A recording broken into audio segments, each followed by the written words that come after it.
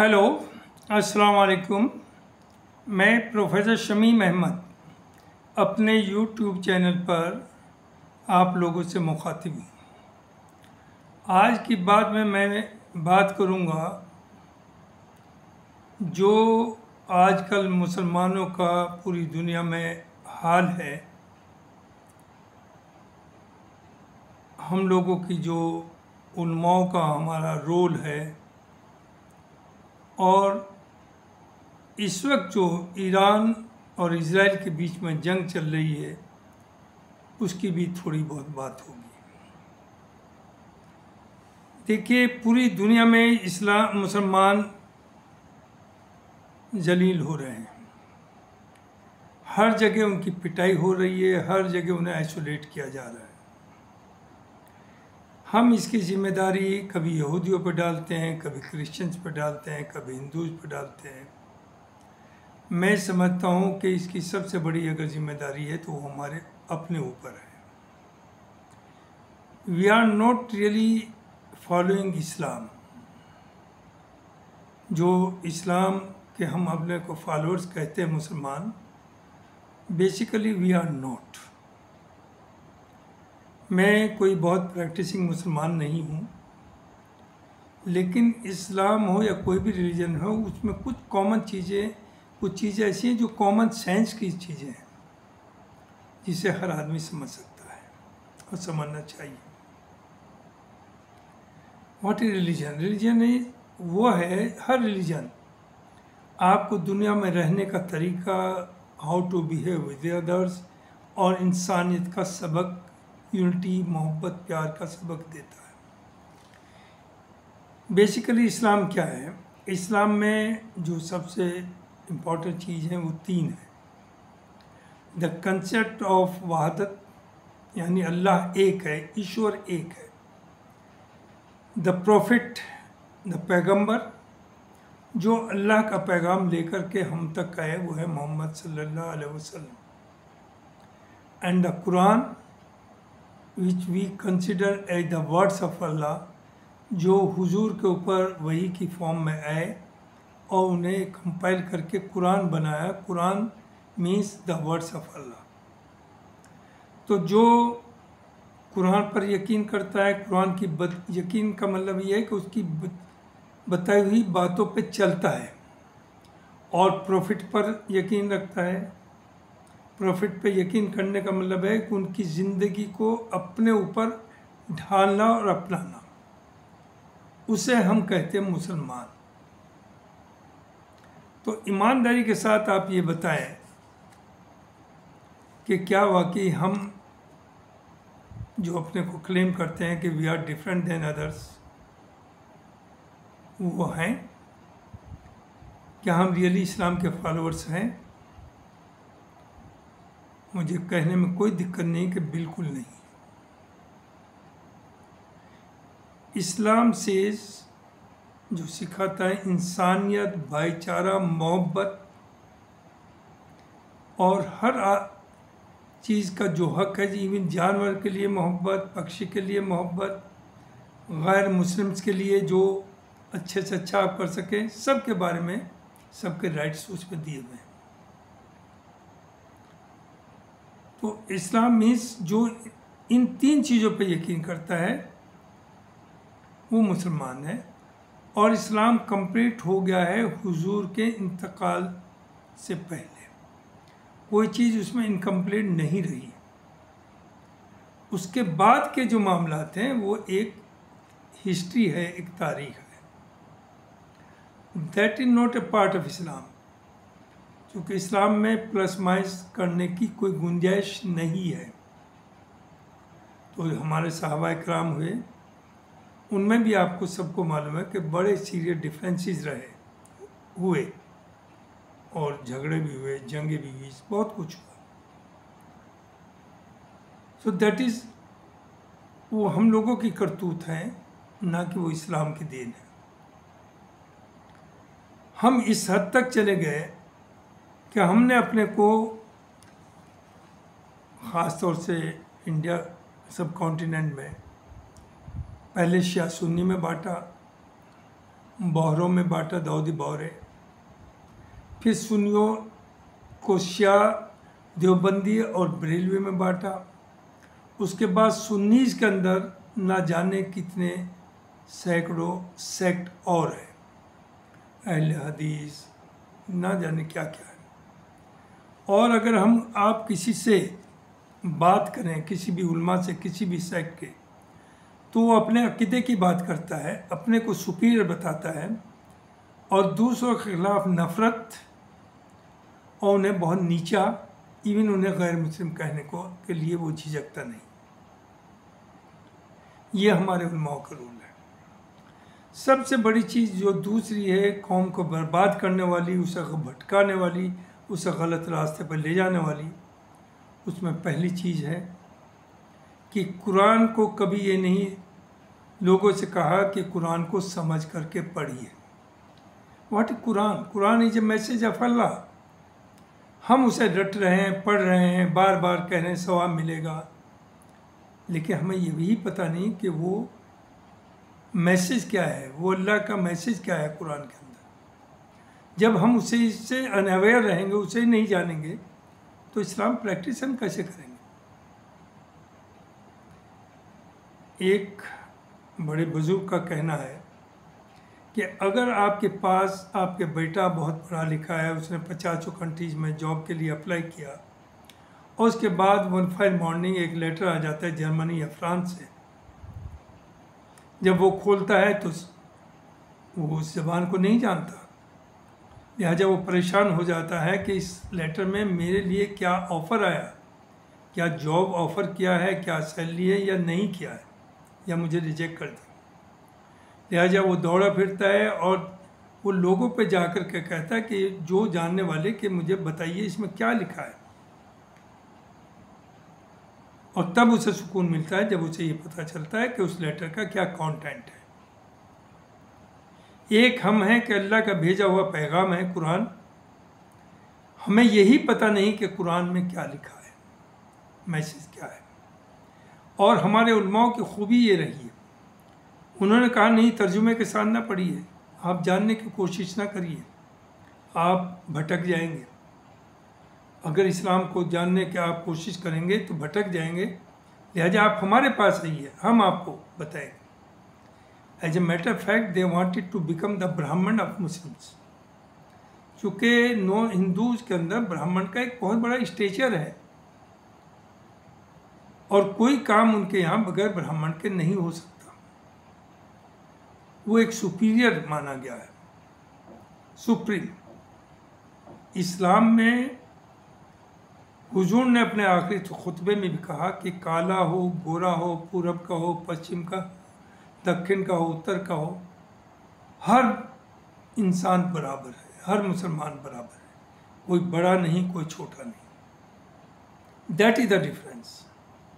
लेकिन हमारे उलमाए जो सोकाल हिंदुस्तान के अंदर इन्होंने ग्रुप बना रखे हैं कि कुछ अपर कास्ट हैं, कुछ लोअर कास्ट हैं, कुछ नेगलेक्टेड बिल्कुल बिलो हैं द पावर्टी, कि उन्होंने रूल करना चाहा।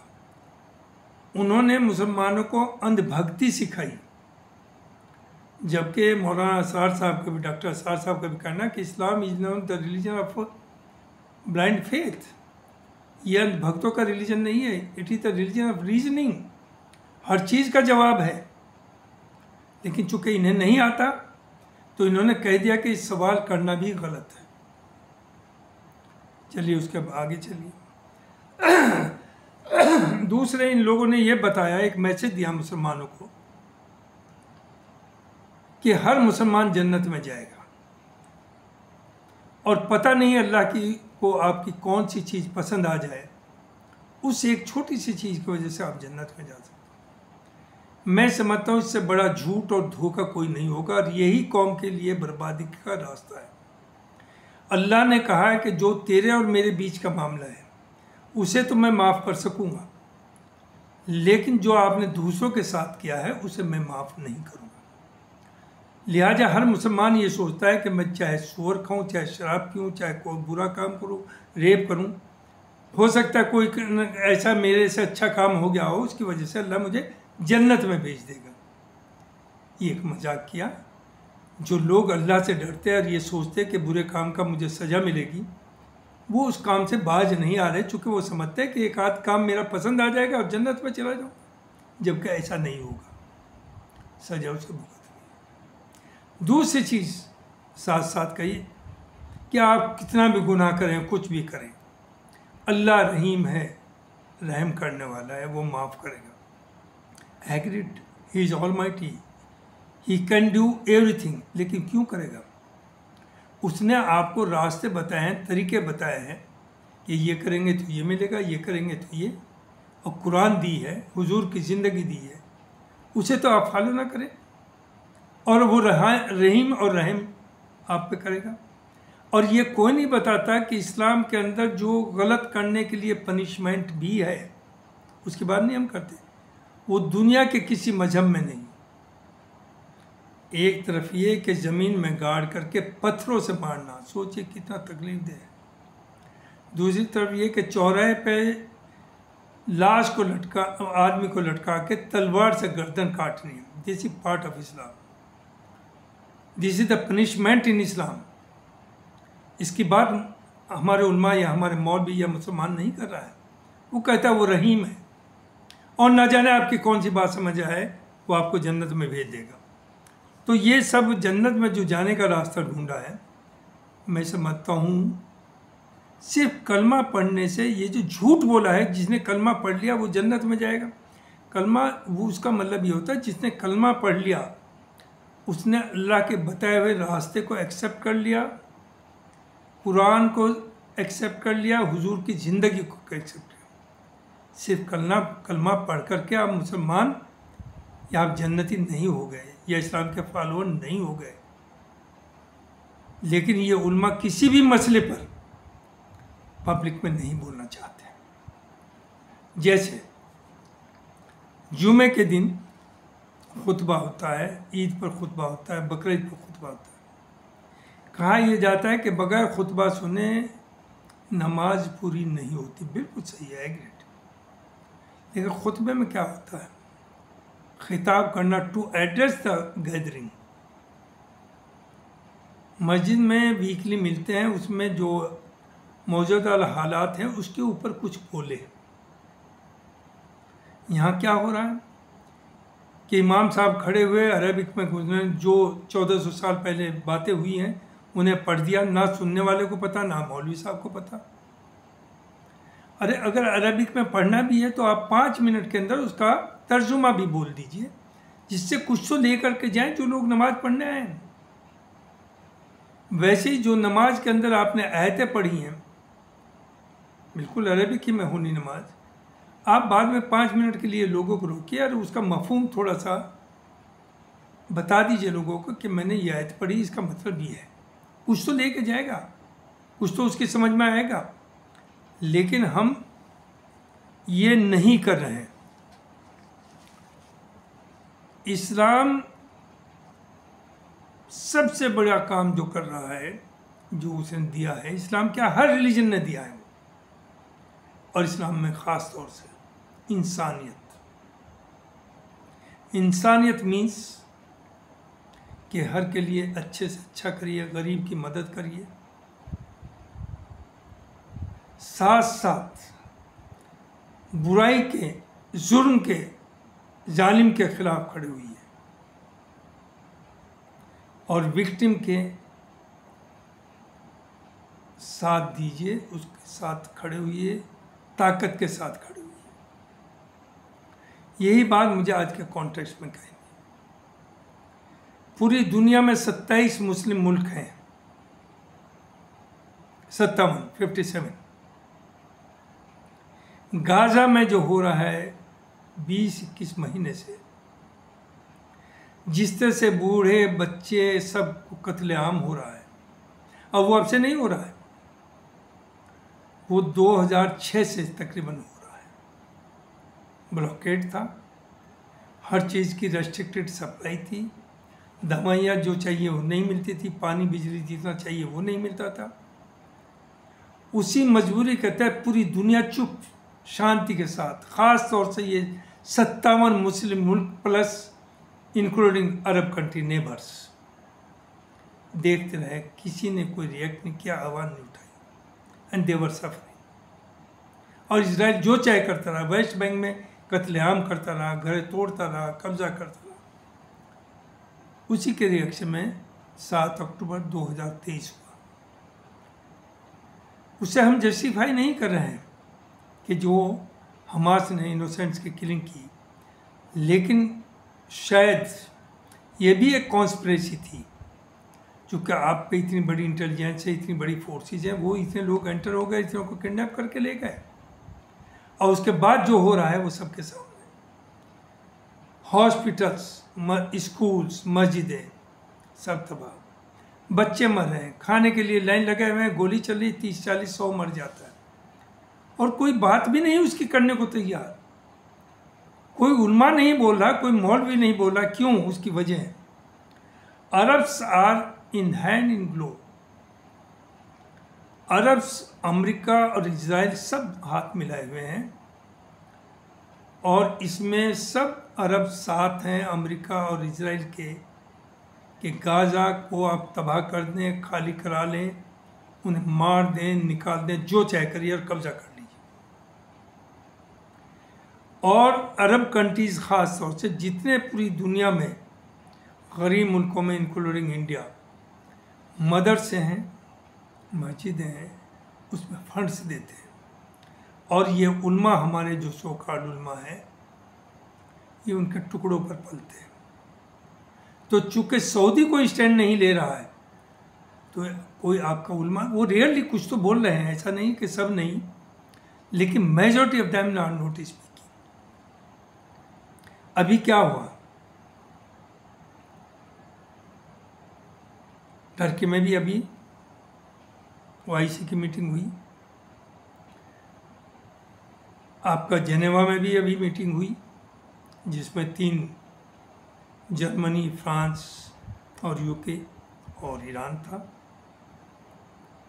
और हर जगह मीटिंग्स हो रही। वहाँ हर आदमी की आवाज़ ये है कि वी एग्री कि गलत हुआ, एक सीज फायर होनी चाहिए, गलत तो नहीं कह रहे हैं, सीज फायर होनी चाहिए, लेकिन Iran should not be allowed to have nuclear weapons. Very nice. ये कोई बात करने को तैयार नहीं कि Israel should also not have nuclear weapons. Israel ने ट्रीटी पे भी साइन नहीं किया। इजराइल के पास न्यूक्लियर वेपन्स हैं, उस पर दुनिया में किसी को कोई एतराज़, ना अरब्स को है। लेकिन अगर ईरान रखता है, ईरान बनाता है, तो उसे हम नेस्तनाबूद कर देंगे, उसे हम बर्बाद कर देंगे, और हम उसमें आप कसम खाते हैं कि हम नहीं बनने देंगे। और अरब्स का हाल ये है कि अमेरिका ने और इजराइल ने उनके दिलों में इतनी बड़ी दहशत बैठा दी है। एक छोटे से ईरान की जो 20 जो मुस्लिम सुन्नी मुल्क है अरब्स, उनके दिलों में ये बैठा दिया कि ईरान आपको खा जाएगा, अगर आइटम बम बना लिया तो आपको बर्बाद कर देगा। ईरान ने कभी इस तरह की बात नहीं की। ईरान बार बार कह रहा है कि वी आर ऑल ब्रदर्स, और है भी। सुन्नियों उन्माओं ने जो हैट्रेड क्रिएट की है, शियों ने भी की है, नो डाउट, लेकिन आप वो तो 10%, 90% तो आप हैं अमंग मुस्लिम्स। आपकी जिम्मेदारी बड़ी बनती है। आपने जो हैट्रेड शियों के खिलाफ की है वो अनइमेजिनेबल है। और आज जंग हो रही है, जो जंग है ये ईरान और इजराइल की नहीं है, ये इस्लाम की और इस्लाम के दुश्मनों के बीच में जंग है। इट्स ए रिलीजियस जंग। और ईरान वो सिर्फ और सिर्फ वो मुल्क है जो दुनिया में कहीं इस्लाम के ऊपर अगर आँच आती है तो वो खड़ा होता है, और खड़ा है। दुनिया सोच नहीं सकती थी, इंक्लूडिंग इजराइल एंड अमेरिका, कि जो ईरान ने करके दिखाया वो कोई कर सकता है। इजराइल सोच नहीं सकता था कि उसके ऊपर भी कभी अटैक हो सकता है। आज वो कह रहा हमारे हॉस्पिटल पे भी अटैक हो रहा। अरे आपने गाजा में क्या किया है? गाजा में तो 90% हॉस्पिटल्स आपने तबाह कर दिए, डॉक्टर्स मार दिए। अब इसराइल ने भी शुरू फिर दोबारा वही की। हमारा बहुत बड़े मुसलमानों का, सुन्नियों का तबका कह रहा है, अरे मरने तो ये तो शाह हैं ईरान, हम क्यों लड़े। ये याद रखिए, आज ईरान का नंबर है तो कल को सऊदी का नंबर आएगा, उसके बाद यूएई का नंबर आएगा, उसके बाद कतर का नंबर आएगा, उसके बाद और सब का आएगा, कोई बहरीन का आएगा, कुवैत का आएगा, एक एक करके सब पिटेंगे।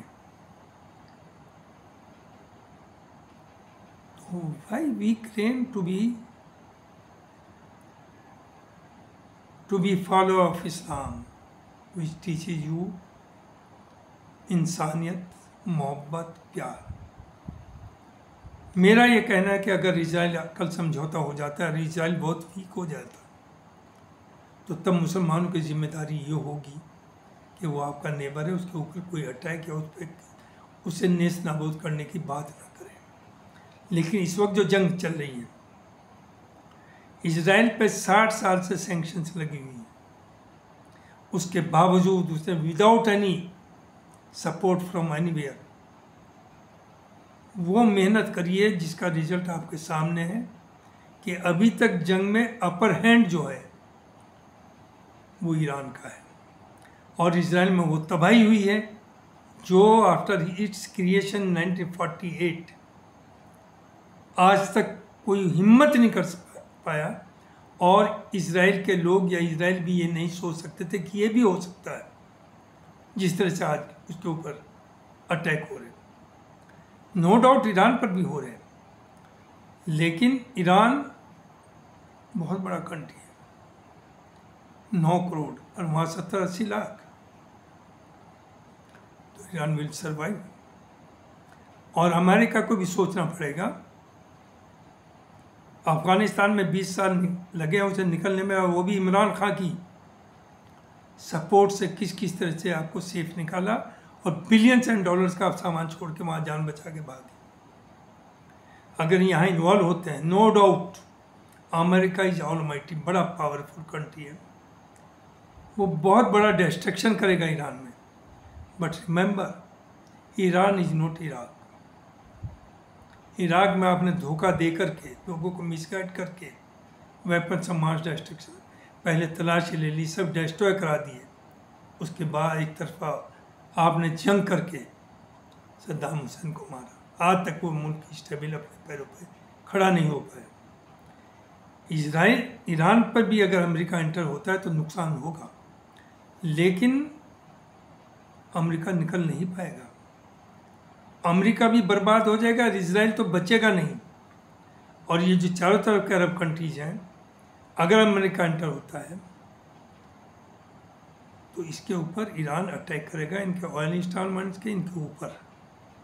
और ये याद रखिए, अमेरिका या इजराइल इन्हें बचाने नहीं आएगा, चूँकि वो चाहते हैं कि अरब्स अगर बर्बाद होते हैं, कमज़ोर हो जाते हैं, तो उसके बाद हम ही एंटर होंगे इसे रीडेवलप करने के लिए, और इन्हें एक साइड में बैठाएंगे, रॉयल्टी देते रहेंगे, आप बैठे रहिए और खाइए।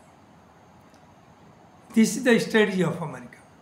आज भी लेकिन इन सुन्नी दलालों की समझ में नहीं आ रहा, हमारे उलमाओं की समझ में नहीं आ रहा कि आप कम्युनिटी को सही रास्ता बताएं। जुर्म करने का नहीं, लेकिन आपको डिफेंड करने का। यहाँ बाहर ईरान ने शुरू नहीं की। 13 तारीख को, 13 जून को ईरान के ऊपर अटैक हुआ एंड ईरान रेस्पॉन्डेड। आज भी ईरान यही कह रहा है कि शुरू जंग इजराइल ने की, इजराइल बंद कर दे तो हम बंद कर देंगे। रहा न्यूक्लियर जो उनका प्रोग्राम है वो चलेगा, वो रहेगा, ये वो वादा कर चुके हैं, वो सबको ऐश्वर्य करेगा। कोई प्रूफ भी नहीं मिला कि वो एटम बम बना रहे हैं, लेकिन अगर एटम बम बनाए तो उसमें भी क्या गलत है। जब इजराइल रख सकता है, व्हाई नॉट ईरान? इसकी बात क्यों नहीं हो रही? कोई मुस्लिम कंट्री भी नहीं कर रहा है। और मुनीर साहब को बुलाया गया अमेरिका में किस लिए? अब उन्होंने वहाँ पाकिस्तानियों में जो बाहर के कंट्रीज हैं, अरब्स में हैं, उन्हें ये पढ़ाया जा रहा है कि ये तो सुन्नी मुल्क के खिलाफ जंग हो रही है, शिया मुल्क के खिलाफ हो रही है, और शिया तो हमारे दुश्मन है, मरने दो। चूँकि पाकिस्तान भी इसी पे बर्बाद हो रहा, कभी शियाओं की मस्जिदों पर अटैक होगा, कभी कहीं होगा, यही इसी में लगे हुए हैं, बाकी ने कोई फुर्सत नहीं सोचने की। तो मैं समझता हूँ हमारे सुन्नियों में 4-5% उल्मा तो वाकई नेक और अच्छे और सही रास्ते पर सच बोलने की हिम्मत करते हैं, लेकिन majority of ulama are creating hatred. मदरसों से, मदरसा बहुत अच्छी चीज़ है, दीन की तालीम दे रहे हैं, इसमें कंडेम नहीं कर सकते, लेकिन वहाँ जो तालीम देने वाले हैं वो इस्लाम की तालीम के साथ साथ उन्हें हेट्रेड क्रिएटर, एक फौज जो सोसाइटी में डिवीज़न क्रिएट करें मुस्लिम सोसाइटी में, उन्हें बाहर भेज रहे हैं, समाज में भेज रहे हैं। तो मुझे ये कहना है कि we should forget anybody who believes in Allah वहदत, प्रॉफिट द पैगम्बर of Allah and the Quran the words of Allah, he is a Muslim. चाहे वो बोहरा हो, चाहे वो शिया हो, चाहे सुन्नी हो, चाहे देवबंदी हो, चाहे बरेलवी हो, सब आप अपने अक़ीदे पर रहें, और अगर कोई चीज़ डिस्कस करनी तो पीसफुली डिस्कस करिए और दूसरों से सीखिए। क्रिश्चियंस में कितना बड़ा डिवीज़न था, जंगें हुई हैं, कत्लेआम हुआ, लाखों आदमी मारे एक दूसरे को, लेकिन अब उनकी समझ में आया, अब वो आपस में नहीं लड़ रहे हैं। उनके यहाँ भी डिवीजन्स बहुत हैं सोच के, तो इस बात को आप सोचिए। कल सादिक साहब कहते थे, ही वॉज माई गुरु, कि अगर कोई गैर मुस्लिम ये पूछे आपसे कि व्हाट इज इस्लाम, उसे किसी उल्मा या मेरे पास ना भेजिए, क्योंकि हम तो अपने अक़ीदे की बात बताएंगे, उसकी सुपीरियरिटी की बताएंगे। उसके हाथ में कुरान दीजिए, कुरान पढ़ के उसे पता चलेगा व्हाट इज इस्लाम। देखिए ये है, ईरान भी आज वही कह रहा है कि आप इसी पे जंग करते रहिए कि हाथ बांध के नमाज पढ़े या हाथ छोड़ के नमाज पढ़े, आपके तो हाथ ही काट दिए जाएंगे, ना वो बंधेंगे ना छूटेंगे। ईरान ने कभी भी सुन्नियों से हेट्रेड की बात नहीं करी। मैं शाह को ये नहीं कर रहा हूँ, शाह में भी बहुत बुरे हैं, लेकिन एटलीस्ट दे आर यूनाइटेड। एक आवाज़ ईरान से निकलती, पूरी दुनिया का शाह, चाहे चाइना में हो, चाहे रशिया में हो, चाहे अमेरिका में हो, वो उनके पीछे खड़ा है। They are the leader, honest leader, वो लीडर जो सिर्फ अल्लाह से डरता है, किसी से नहीं डरता। लेकिन आपके यहाँ तो कोई ऐसा नहीं है, क्योंकि हम सही रास्ते पर है ही नहीं।